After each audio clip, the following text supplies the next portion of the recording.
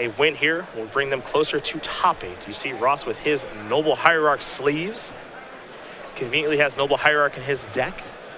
But Rynkiewicz will be on the one on the play. He's got Tropical Island. He's got a Glistener Elf. Round number 14 underway here from Washington, D.C. There's something interesting. Remember, there's not much evasion here. The creatures will trade. So without trying to know exactly how it works, I would expect having a large quantity of creatures to just be very important here. Tropical Island, Glistener Elf here for the boss. Now, Force of Will picked up for Rynkiewicz.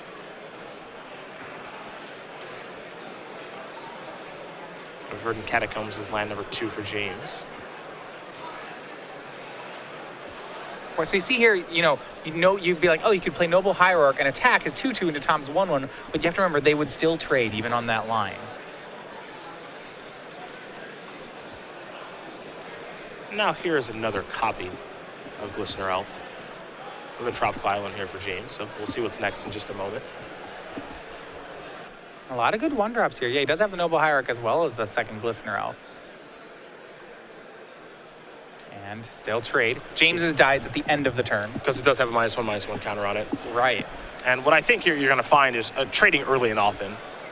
Yeah, and I mean, you have to trade because that will all, like the score, saying, okay, these guys have to trade. There's no way to get around that. They don't have removal. Pump spells don't get through it. I mean, these Glistener Elves are just going to trade. Might as well have it happen. Tom does have an Inkmoth Nexus in hand right now. He'll play that, follow up with another Glistener Elf, pass the turn back. Rynkiewicz 1, tap and draw. Got a Brainstorm in hand. He'll start there. Yeah, right now behind on creatures, actually on James's side. Found a copy of Berserk along with the Crop Rotation, Basic Forest as well. There's also Windswept Heath hanging out there, so he's got to figure out what he wants to put back. I imagine you just will see them crop rotate into more Inkmoth Nexus. Pendelhaven, another common target. Once again, Pump Spell's very weak in this matchup. Yeah, to the effect of, I wonder how they sideboard in this matchup, if they sideboard out cards like Invigorate or Vines of the Vastwood. That'll really be interesting. Because you still want to have access to the quick kills, I imagine. Well, Blighted Agent is still unblockable. Yep. So, the Pump Spells they're not useless. They just have limited uses. Here comes Glistener Elf. There's a trade very quickly.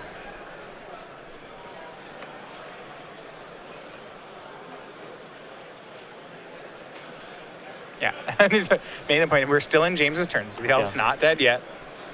Here's Crop Rotation. We get an Inkmoth Nexus.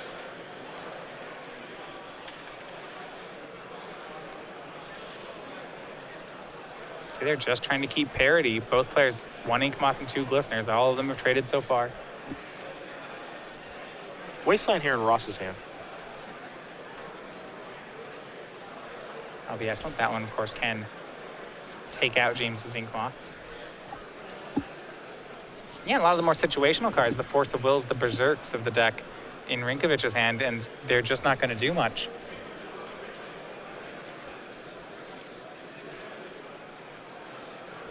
Ross going to think for quite a bit here. As much, in fact, as he has played, you wonder how much of the mirror he's actually played. He's been cutting up Delver decks and Abrupt Decays for a long time now, and been loving getting paired against Miracles. But how much of the mirror has he played is the question. Wasteland will take care of Inkmoth Nexus.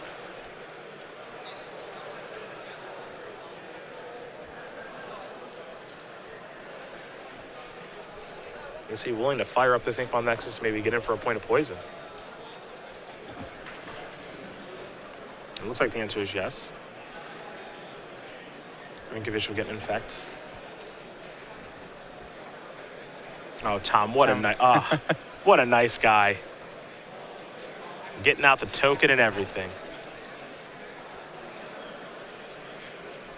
Here's a preordain for James. Reload, he needs a creature of his own. Looks like he's found one. Blighted Agent. A big deal there.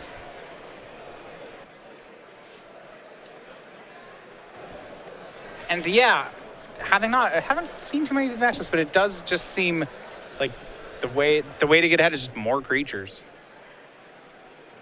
Yeah, if there were more creatures in the sideboard that had Infect for either player, I'm sure they would bring them in. You know, the 2/3 for 3 mana. Cyst Bear. Yeah, would be Cyst Bear would just be busted in the mirror, I think. To the fact that they have Necropedes, they'll be very good. Yeah, those would be great.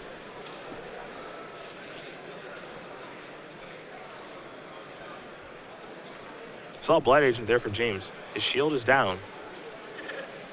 Gonna try to protect himself with Force of Will and or Daze here. The boss may be considering making a big move.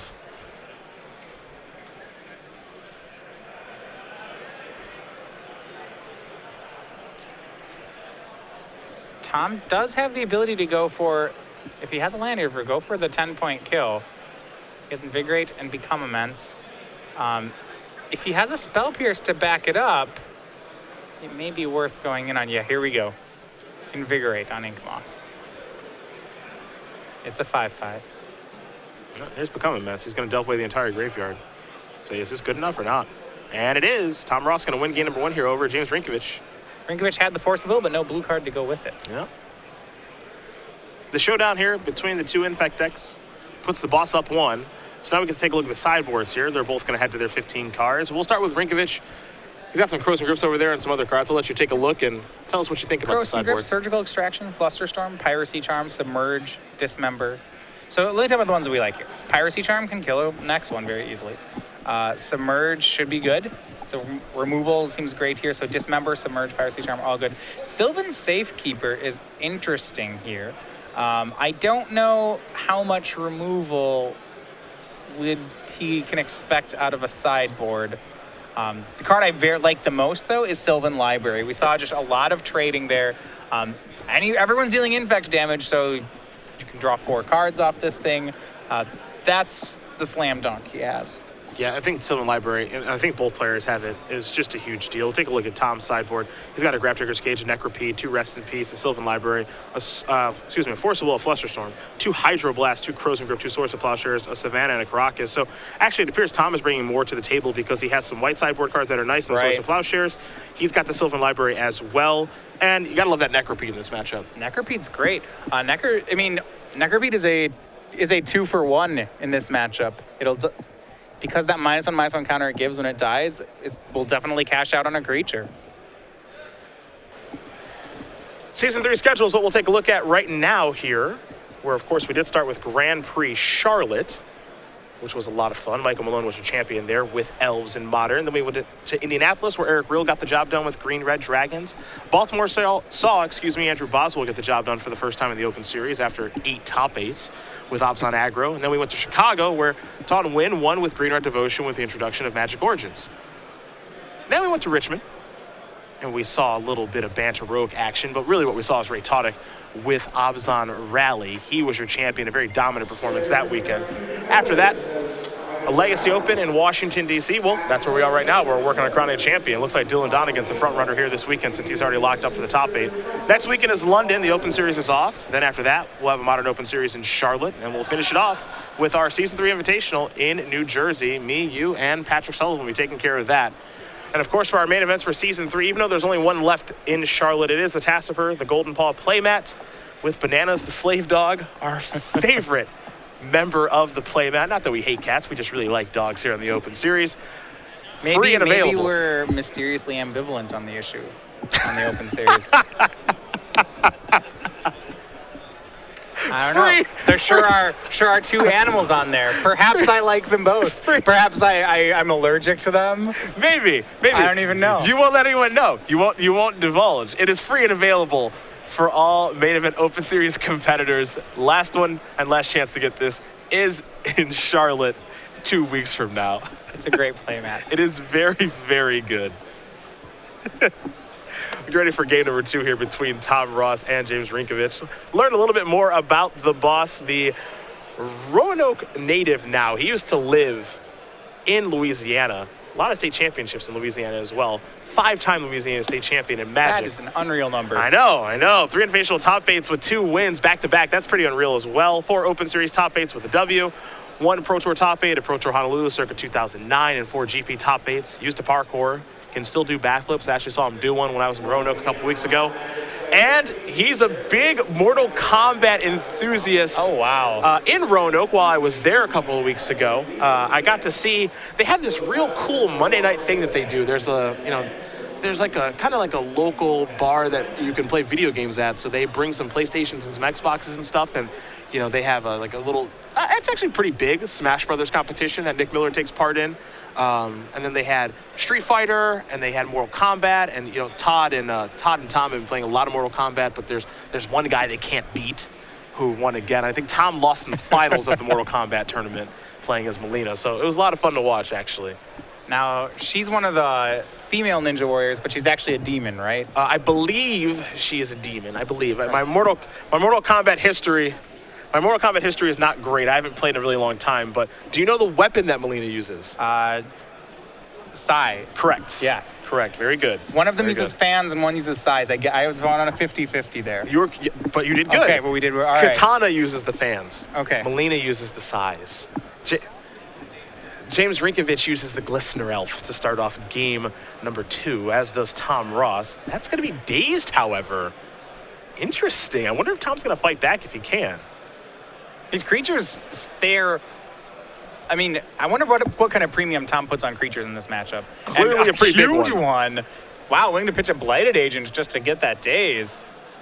Wow. With how quickly Rynkiewicz dazed that Glistener Elf, it leads me to believe that maybe he had a turn 2 kill rolled up. Because I already see an Invigorate in his hand. Oh, but you can't, oh boy. A turn 2 kill through a Glistener Elf and through a Force of Will. Okay. James swings, Tom will just trade them off. Yeah. I think Tom is going to block every time, especially when he's on the draw. I mean, it's just too risky to say, I'll take it. And James is at the ABC. Looks like double Invigorate. It's a pure race. I was curious if either player would have poured out any pump spells. Here's a Blighted Agent. It appears that is not the case. But I think if you can trade early and often, that's the plan here. Brainstorm here from Rynkiewicz. He'll draw 3 cards, have to put 2 back, of course. Looks like he found another copy in Invigorate. Jeez. Vines of the Vastwood, too. It's interesting. I mean, these pump spells are it's good to have enough so that when your opponent doesn't have a blocker, you can make a move. We saw that last time, a bunch of trades and then Tom 10 points all at once. But there definitely isn't too much of a good thing going on here. Remember, they don't make you win creature trades. They're just burn spells. You can think of them as burn spells, and they're only good if you have a lethal amount of them. Yeah, it looks like he may crack a fetch to shuffle away some number of Invigorates. He's got so many. He's got to be aware that Tom also has an Ink Moth, which James cannot contest. So between this Blighted Agent and an Ink Moth and some well-timed pump spells, James has to be concerned that this game's not going to go very long. If I'm James, too, I'm kind of thinking to myself, look, I mean, how good can your hand be? You played a Glistener out to trade. You used a Force of Will, removing a Blighted Agent. Do you actually, have Invigorate plus Berserk or something, too? And the land to do all of that? Like, if I'm James, I'm not thinking I'm dying next turn. I'll say that. James going to sacrifice that Windswept Teeth, Tropical Island on the way.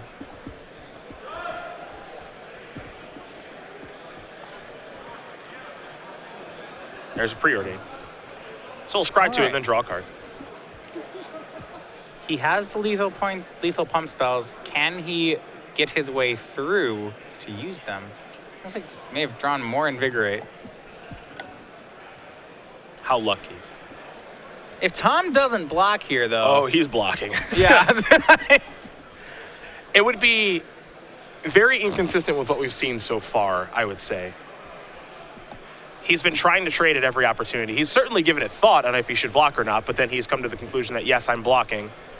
And I think it's actually even an easier block once he has an Inkmoth Nexus on the battlefield. Yeah, I mean, and what I've liked is that Tom is playing this matchup with a very clear game plan. The speed with which he's playing that, willing to force that Daze and trade off all his creatures. He has, in every situation, been willing to trade off his creatures. Yep. Rynkiewicz will get a little infect. There is Verdant Catacombs. We're going to head back James' way. He has a Noble Hierarch now. Note that Tom's not willing to play out his Wasteland at any point. Not willing to use it on mana, just for Inkmoth Nexus. Yeah, I believe in this matchup for Tom and for James that Wasteland simply reads destroy target Inkmoth Nexus. That's it. Maybe in a pinch you can make mana with it, but I agree. There's the Wasteland. Here comes Inkmoth again.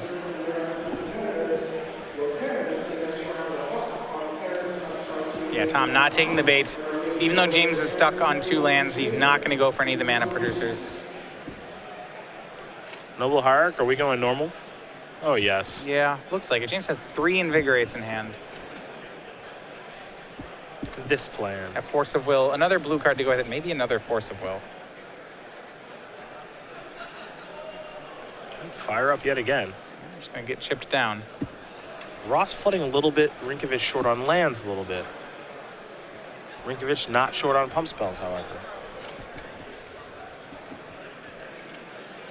If they combine their hands, they could deal a lot of damage.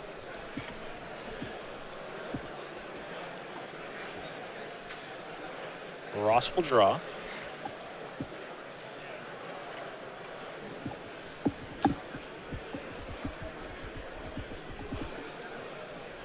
Here comes Inkmoth again. Rynkiewicz, nothing for him to do. Up to 4 infect. There's a Glistener Elf. Noble Hierarch's probably going to slow down now.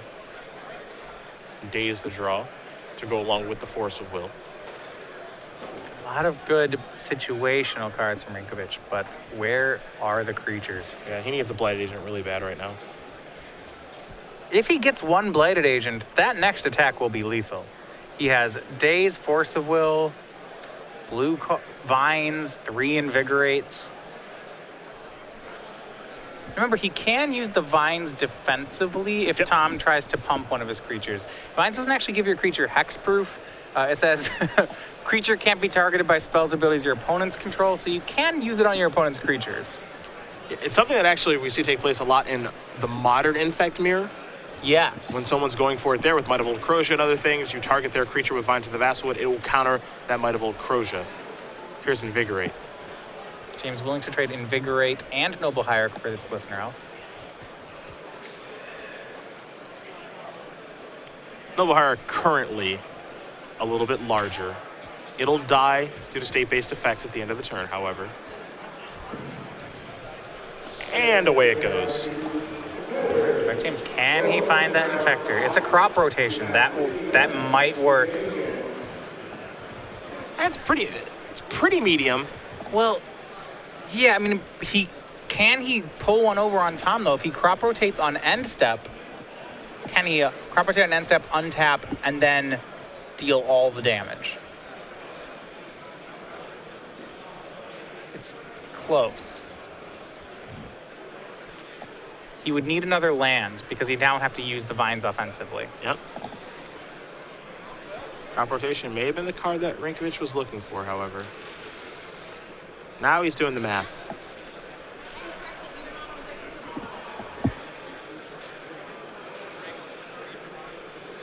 But yeah, because he used that Invigoration trade Noble Hierarch with Glistener Elf, he doesn't just have enough points of damage off the Invigorates. He'd have to use Vines. I think crop rotation will happen here. It's for Wasteland, going the other route. Yeah, so this is actually pretty interesting because he could have said, I'm going to get an answer. Well, excuse me. He could have said, I'm going to get aggressive and get my own Inkmoth Nexus and try to kill you, or do I want to get an answer to your Inkmoth Nexus? So he's decided to go the other route, as you said, and get an answer. And I think the reason he may want to do this is because his life total is at a really pivotal number here. 5 matters a lot because all the counters, all the pump spells in this deck are +4s. So taking another hit off the Inkmoth Nexus is very dangerous because every pump spell is now lethal. Were we at 4 infect, we might have seen him make a different play. Wasteland works, gets the job done. Ross will draw a card. I believe it's Become Immense.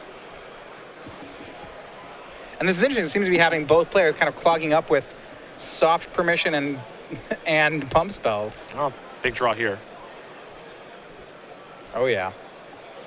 Wonder if Tom had a daze, he may just daze for value. He has one in his hand, but he's electing not to use it. 3 cards coming. 2 will have to go back. Not the best 3 cards I've ever seen there for Rynkiewicz. Well, one's but a creature. There is a Blighted yeah. Agent now. So now he's got to figure out what to put back. Keep in mind, he's got the fetch land on the battlefield, and I believe 2 fetch lands in hand, so whatever he puts back is going to be gone for good. Well, only if he plays something this turn. But, yeah.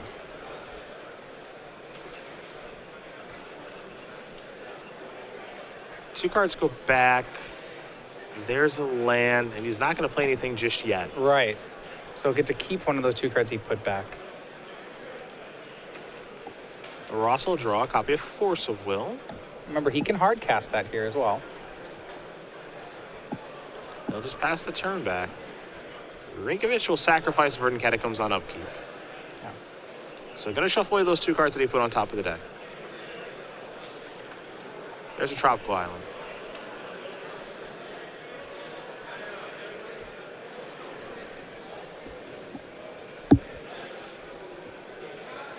Now he'll draw for the turn. Draw as a Ponder. And these cantrips that James is getting here are going to help him pull farther ahead.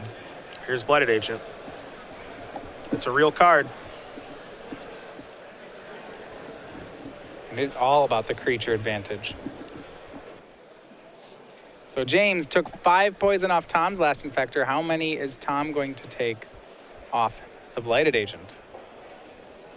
It may be different. James has a lot more pump spells than Tom had. Invigorates, at least 1, maybe 2, maybe even a Vines. Yeah, Tom's going to try to hard cast Force of Will to counter Blighted Agent. It's good to go. Back to Ross. Force of Will was the draw yet again, I believe. I like the discipline from James there. He doesn't have another creature, so there was some temptation for him to maybe force back. But instead, because he has the Ponder, I think he's willing to just let that counterspell happen and doesn't want a 2-for-1 himself. He found a goodie. Yeah, I found Sylvan Library. Yeah, Yet another Force. Now, yeah, we're going to see him fight over this. This one, yeah. James will fight over this one. Yep. That one's too important. Especially that uncracked fetch land. This is so... If you want to have a game of who can draw more creatures, this is going to pull James far ahead. James got a lot of life to work with.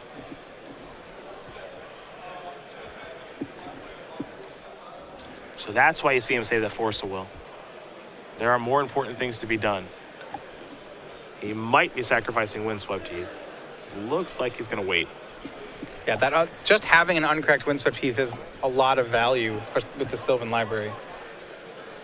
See, Spell Pierce the draw. And more soft permission from Tom. No creatures, though. And more importantly, no cantrips. Yep. Rynkiewicz on upkeep is going to sacrifice his Windswept Heath, get a shuffle, search up a Tropical Island. Wants to see some new cards with this Sylvan Library, so it's time to take a look. Noble Hierarch. Looks like Invigorate and a land there. Yeah, land is a fetch land, however. Looks like he's going to pay 4 to take the fetch land and the Noble Hierarch. Got life to work with. So at 11. Virtual 10, perhaps, as he has a fetch land that he imagine he'll crack at a point here. There is that fetch land and Windswept Heath. We head back to Ross. And James doesn't necessarily have to crack the fetch land right away. The only card he knows on the top of his deck is that Invigorate. Yep. He probably will wait until the top of his deck is even worse before doing so. And it couldn't be better. 2 Inkmoth Nexus. No real reason he needs to draw both of them. Yeah, I think just drawing one at a time is okay. I mean, if you want to clear out your deck a little bit, that's fine. Again, because he's got so much life to work with. Yeah, he did draw both, I think, just so he gets more looks next turn. Yep. Oh, yeah. Get him, Noble Hierarch. Show him what regular damage is all about. Here's Inkmoth. And remember, there is that Wasteland that Tom has been keeping in play for just this. However, if James has held on to that Vines of Vastwood he had a while ago, he could try to protect Inkmoth. Take a look at 3. There's a Vines in there. Is he going to draw 2 again? He's at 7. He's got to... Has to be careful. And he can only draw so many. He doesn't have some life to work with. He's going to fire up Inkmoth Nexus. I think it might be go time.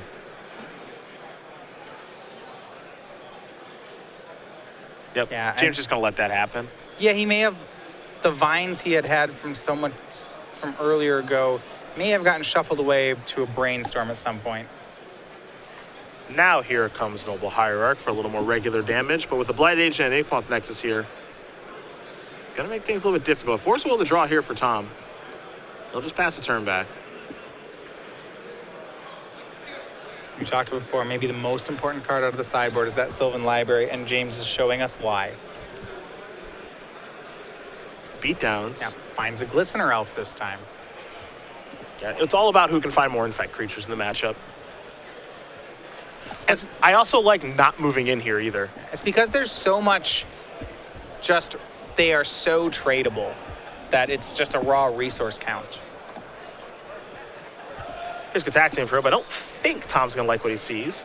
Okay, so he does have the Vines and an Invigorate. That is not welcome news for Tom Ross. I really like the way that James is playing this. I just like the patience, how he's paying life with Sylvan Library, just in no real rush. He'd like to get the game over with pretty soon, as he's going to sacrifice a Windswept Teeth. Get a land out of his deck, and this will allow him to shuffle for Sylvan Library and get a clean look. But he's in a good spot right now, and he doesn't have to make any real drastic moves. You know, if Tom had an Infect creature on his side of the table, then we see a little something different, but that's not the case. So as a result, he can kind of take his time a little bit here. Yeah, he may want to leave back an Inkmoth just in case Tom has a crop rotation, so Tom can't end of turn crop rotate into Inkmoth, activate, and pump. So he may only swing the ground creatures. And that heads up play by James to not activate Inkmoth. Tom will draw another probe. Oh. I have 2 Vines now. Which does mean next turn we may see James try for a kill with one of the Vines. Might be feeling pretty safe. He may be fine with whatever resource it trades with.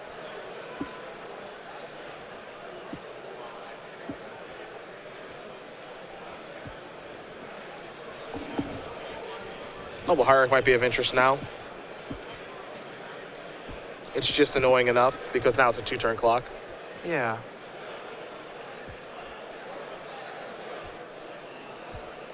And now with 2 Hierarchs, it's just Blighted Agent that'll swing. See if this resolves. I think it's something Tom is in a rock and a hard place right now.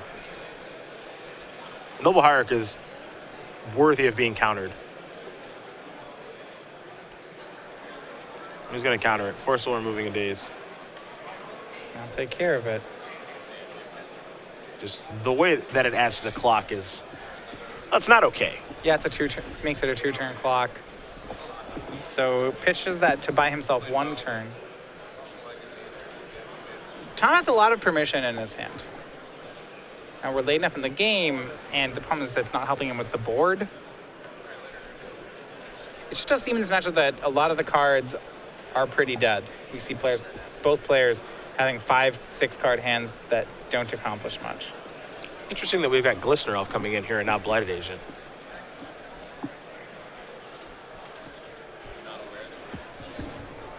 Yeah, Tom will block with... Looks like Tom will block. There's Maybe Invigorate. it's no blocks. Get a confirmation here. This would be lethal. If there's no blockers.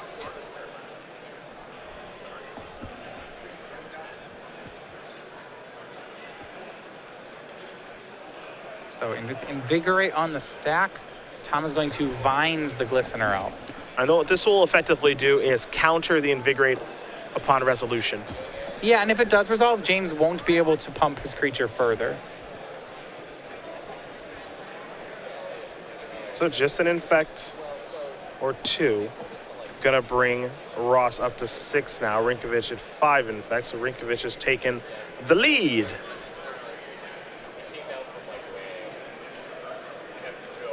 Brainstorm. And that's a card Tom's been waiting for a while. He's been playing 1 card per turn. Brainstorm, at this point in the game, that's just a draw 3. Yeah, it's got plenty of stuff to throw back. A lot of trash in hand. He has a fetch land he hasn't cracked.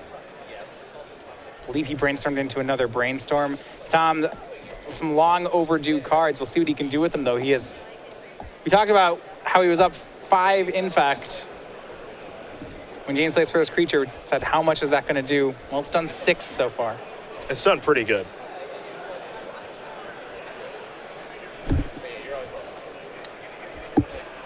No Hierarch attacking here. Teach him. Learn him a lesson.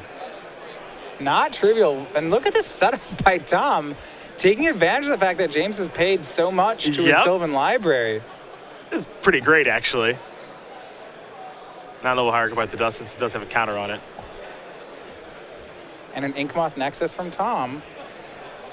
Has he stabilized here? Yeah, that attack was really good, because James has to respect it the entire way, because he can just die because of regular damage.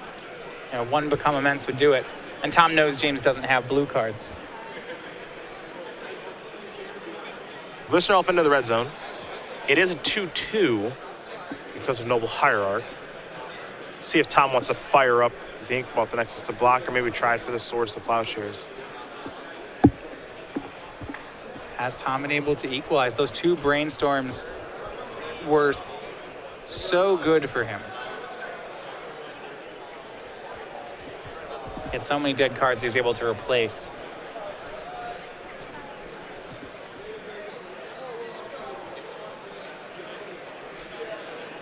You know, so Tom making a decision here. Does he respect? I mean, he knows James has pump spells. Does he believe he can fight through them all?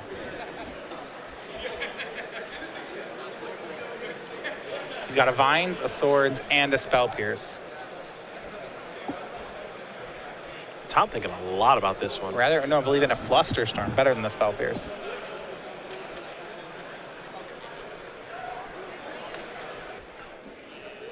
Well, what I believe here is I think Tom, he could take 2 here if he's willing to expend his hand on it.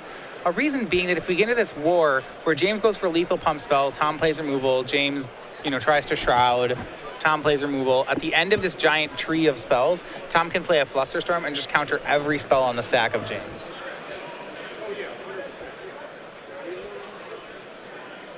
He'll take the 2, but James isn't going to flinch. Does not want to use the pump spells. Well, I guess at this point, it's not just at any point he's not using the pump spells. They serve no purpose anymore. They've gotten worse, given that Tom has so much infect now. Right. Vastwood is still reasonable because of the trick we saw Tom use it for, where you shroud your opponent's creatures. Tom drew a copy of Invigorate. He's firing up Inkmoth Nexus, coming to the red zone. So rather than fighting the counter war over that last one, he's going to fight it now. Yeah, he's not going to let this block. Can Tom win the fight here? I think he's going to try to win right now. Tries to Swords the Inkmoth. Here's a Vines of Vastwood to try to give it Shroud. Okay. Yeah, Tom has this covered. So here's Vines. This would count, if we were to resolve, this would counter James's Vines. How about another Vines? Yep. All right. Weird game is weird. Yep. Okay. Tom, I don't know if he's going to Invigorate. Targeting his creature first, because he wants to build the spell count for Flusterstorm. Right, so now he's trying to invigorate his own Inkmoth Nexus. That's the lethal pump spell he had. Yeah. This is smart to do this now. Okay, this resolve. All right, now I'm going to Flusterstorm your stuff. Everything. And the Storm has gotten up to 6 here, so you can put 3 copies on each of them. That should counter everything on the stack for James. So now the question is, what is James's last card in hand? gets a Flusterstorm of his own, he's still not, yeah, he's still not fine because Tom can pay for one of the Flusterstorm copies. Flusterstorming Flusterstorm is just, the math goes crazy. It's that's why you're here. You're supposed to know. This is why one of the reasons high-type mirrors were sweet. So his last card is Flusterstorm? Okay. All right. Okay. All right. So there are 7 copies of this Flusterstorm. So what's important to know is how Tom has targeted the 6 copies of his Flusterstorm. And keep in mind that James can pay for 1 Flusterstorm and Tom can pay for 1 Flusterstorm. How many at each copy of Vines? Okay, so Tom's are split 3 and 3. So there's 3 Flusterstorms on one Vines, 3 Flusterstorm on another Vines. What James can do, well, first of all, is he can just counter the Invigorate outright, and that'll work. So if he wants to lose all this counter war and get his guy swords, that's fine.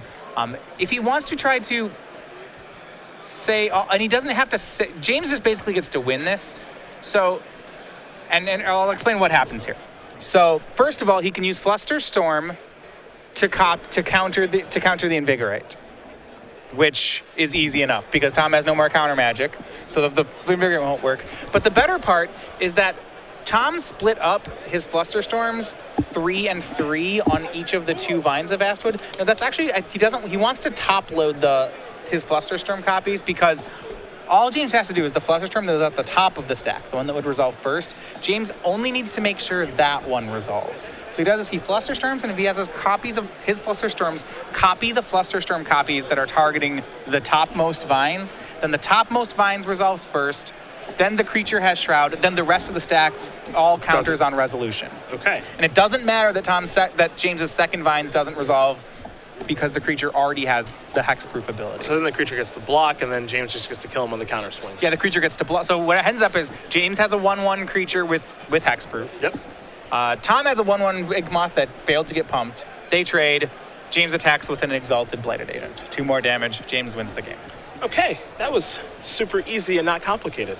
Because Flusterstorm is super easy and not complicated. Thank goodness you're here. Multiple Flusterstorms is messy. It's not as simple as, I mean, the shorthand version would be the second guy to play Flusterstorm almost always gets to win. Sure. But it's not just like, but the question isn't just how much, it isn't what are they, it's like you get to win hard in a counter war when you're the second Flusterstorm person.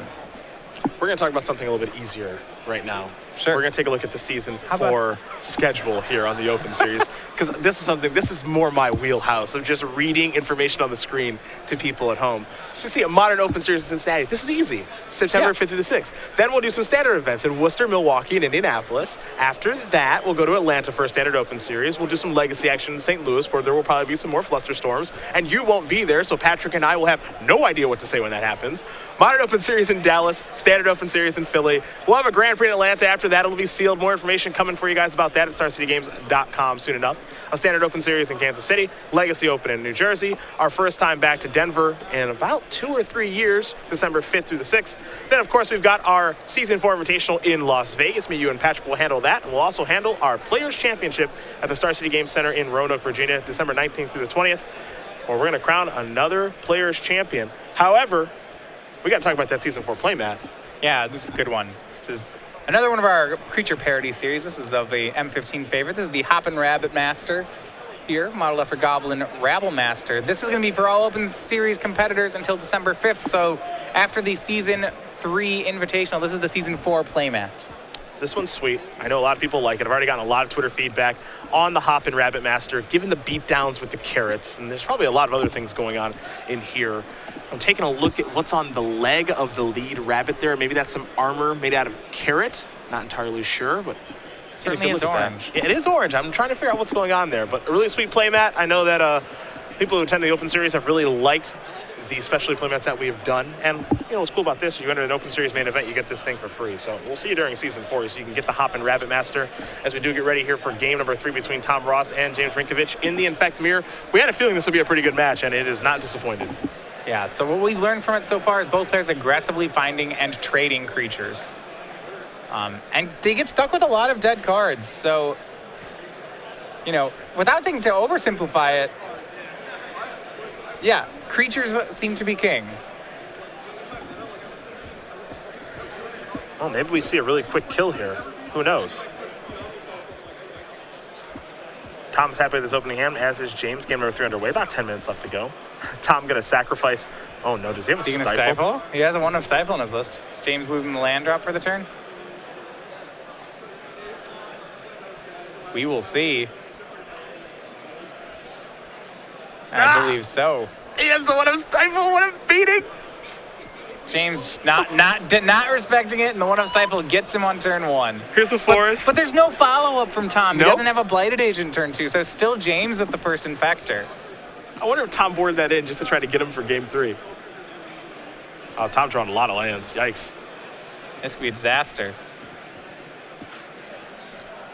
There's another fetch land. The boss will sacrifice that.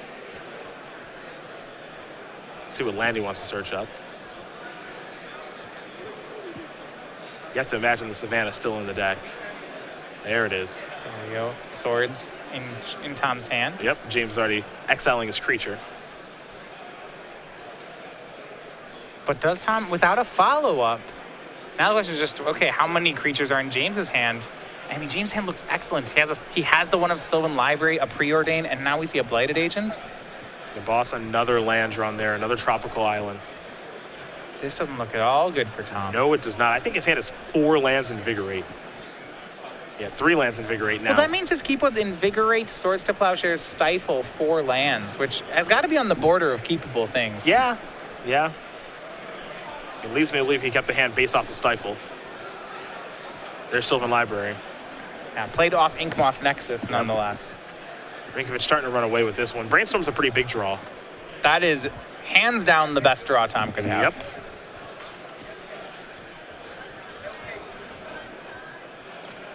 We said he had 3 lands. Let's try to get rid of all of them.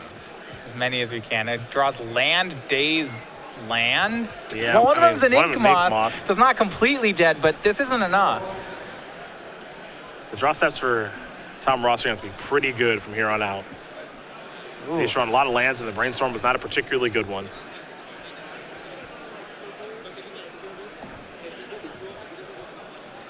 Those 2 cards are going to go back. Inkmoth Nexus the land. He'll pass the turn back.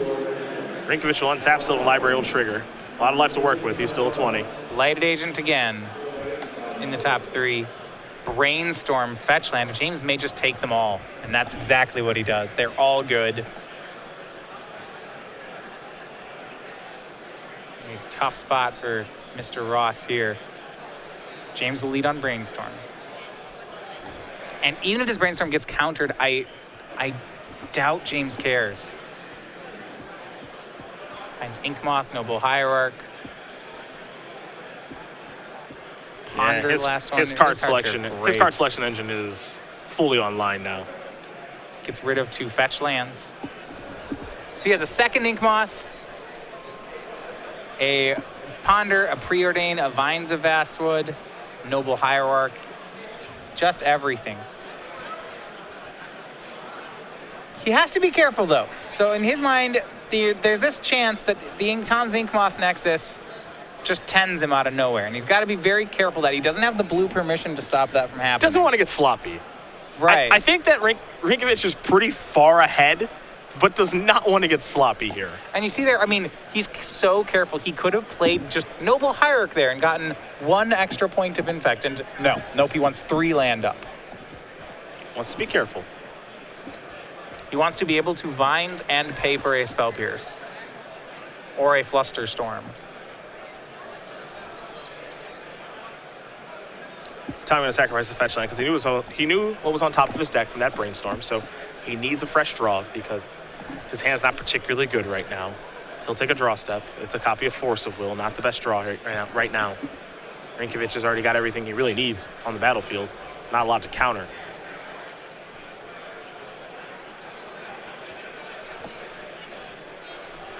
Another fetch land. Pass the turn back. And crack of a fetch from Rynkiewicz. You know, one thing that we rarely see is when Tom goes for it, like he did in that final turn of game 2, normally it's good.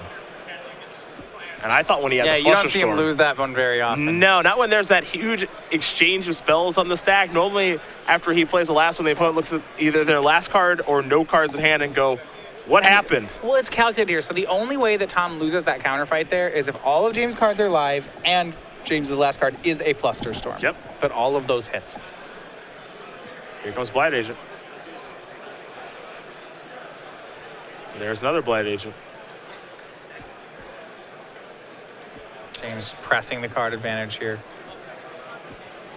Even has Ponder and Preordain in hand, not using either. No rush. No rush. Looks like a Krosan grip has been added. You gotta remember something. James Rynkiewicz has won a Grand Prix. We've seen him win Open Series Legacy events before. I know he doesn't have the name and the profile of Tom Ross, but this gentleman on our right here, he is no slouch when it comes to Legacy. He is quite good at this format. Here's a brainstorm from Ross. Glistener Elf, a Gataxian Probe. A couple of cards gonna go back here. Looks like a Daze is gonna go back pretty quick. Tom, not interested in that card.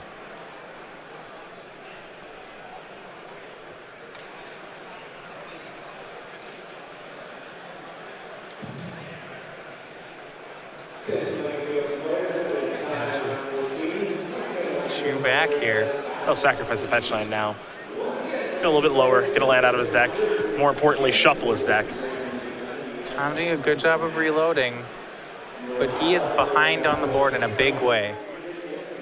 As we know, that Inkmoth Nexus in play that Tom has is covered in Krosan Grip by James. Well, now Tom knows. Now Tom has Ponder, Preordain, Noble Hierarch, Vines of Astwood, Krosan Grip from James. All of this with a Sylvan Library in play. There's still a lot of life to work with since he's at 11. Tom at 3, Infect. Another Verdant Catacombs drawn for the boss. Noble Hierarch. Glistener Elf. Passing the turn back. Rynkiewicz will activate the Sylvan Library, take a look at the top 3, Invigorate and Vines of the Vastwood among them.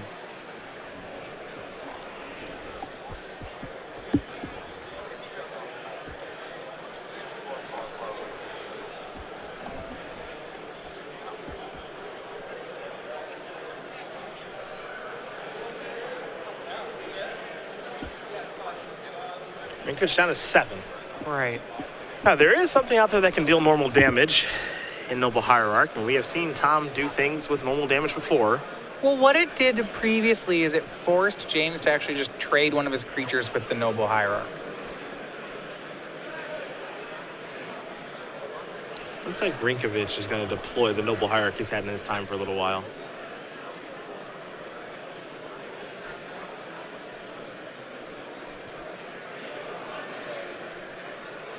Yeah, not sure how much he wants to actually swing here. He's going to go, and this is good, rather than swinging 2 Blighted Agents, can just play Noble Hierarch, swing 1 Blighted Agent, leave back more blockers, continue to press the card advantage he's built with using Sylvan Library. And you see just how conservative James is playing it, not even using any of his cantrips.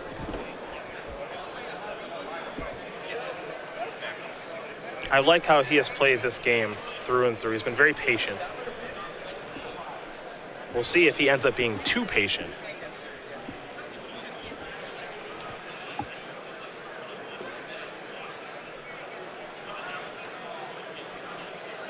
Tom reaching for old Glistener Elf. Not sure if it's going to come in or not. Looks like it is. Blight Agent going to block real fast. Glistener Elf is going to bite the dust because it has an Infect counter on it, so Rynkiewicz will activate that Sylvan Library again. Glistener Elf in the top 3, but he's going to go for a fetch land. Probably wants a clean look.